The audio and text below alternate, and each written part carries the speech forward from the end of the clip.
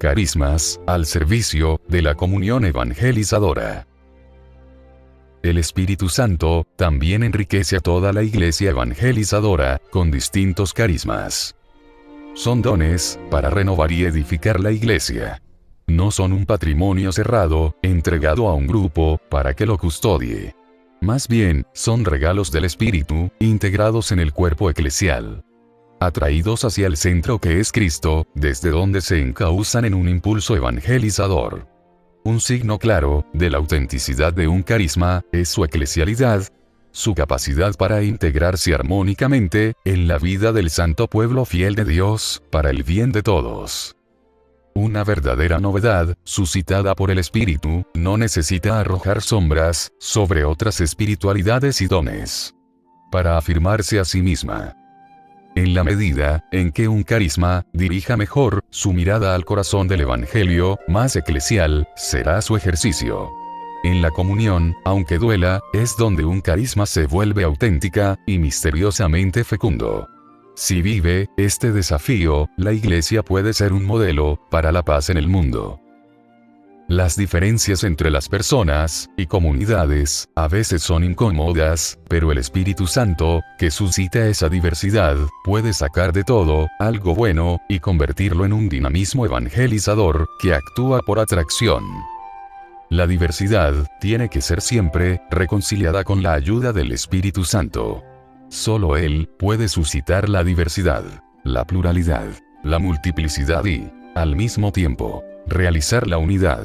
En cambio, cuando somos nosotros los que pretendemos la diversidad y nos encerramos en nuestros particularismos, en nuestros exclusivismos, provocamos la división. Y, por otra parte, cuando somos nosotros quienes queremos construir la unidad con nuestros planes humanos, terminamos por imponer la uniformidad, la homologación. Esto no ayuda a la misión de la Iglesia. Cultura, pensamiento y educación. El anuncio a la cultura implica también un anuncio a las culturas profesionales, científicas y académicas. Se trata del encuentro entre la fe, la razón y las ciencias, que procura desarrollar un nuevo discurso de la credibilidad, una original apologética que ayude a crear las disposiciones para que el Evangelio sea escuchado por todos. Cuando algunas categorías de la razón y de las ciencias son acogidas en el anuncio del mensaje, esas mismas categorías se convierten en instrumentos de evangelización. Es el agua convertida en vino. Es aquello que, asumido, no solo es redimido, sino que se vuelve instrumento del Espíritu para iluminar y renovar el mundo. Ya que no basta la preocupación del evangelizador por llegar a cada persona. Y el Evangelio también se anuncia a las culturas en su conjunto. La teología. No solo la teología pastoral, en diálogo con otras ciencias y experiencias humanas, tiene gran importancia para pensar cómo hacer llegar la propuesta del Evangelio a la diversidad de contextos culturales y de destinatarios. La Iglesia, empeñada en la evangelización, aprecia y alienta el carisma de los teólogos y su esfuerzo por la investigación teológica que promueve el diálogo con el mundo de las culturas y de las ciencias. Convoco a los teólogos a cumplir este servicio como parte de la misión salvífica de la Iglesia. Pero es necesario que, para tal propósito, lleven en el corazón la finalidad evangelizadora de la Iglesia y también de la teología. Y no se contenten con una teología de escritorio. Las universidades son un ámbito privilegiado para pensar y desarrollar este empeño evangelizador de un modo interdisciplinario e integrador. Las escuelas católicas, que intentan siempre conjugar la tarea educativa con el anuncio explícito del Evangelio, constituyen un aporte muy valioso a la evangelización de la cultura. Aún en los países y ciudades donde una situación adversa nos estimule a usar nuestra creatividad para encontrar los caminos adecuados. La homilía. Consideremos ahora la predicación dentro de la liturgia, que requiere una seria evaluación de parte de los pastores. me detendré particularmente, y hasta con cierta meticulosidad, en la homilía y su preparación. Porque son muchos los reclamos que se dirigen en relación con este gran ministerio, y no podemos hacer oídos sordos. La homilía es la piedra de toque para evaluar la cercanía y la capacidad de encuentro de un pastor con su pueblo. De hecho, sabemos que los fieles le dan mucha importancia. Y ellos, como los mismos ministros ordenados, muchas veces sufren, unos al escuchar y otros al predicar. Es triste que así sea. La homilía puede ser realmente una intensa y feliz experiencia del espíritu, un reconfortante encuentro con la palabra, una fuente constante de renovación y de crecimiento.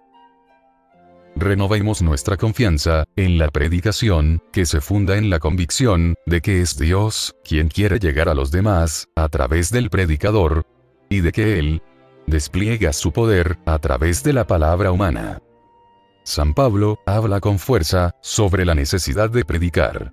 Porque el Señor ha querido llegar a los demás, también mediante nuestra palabra.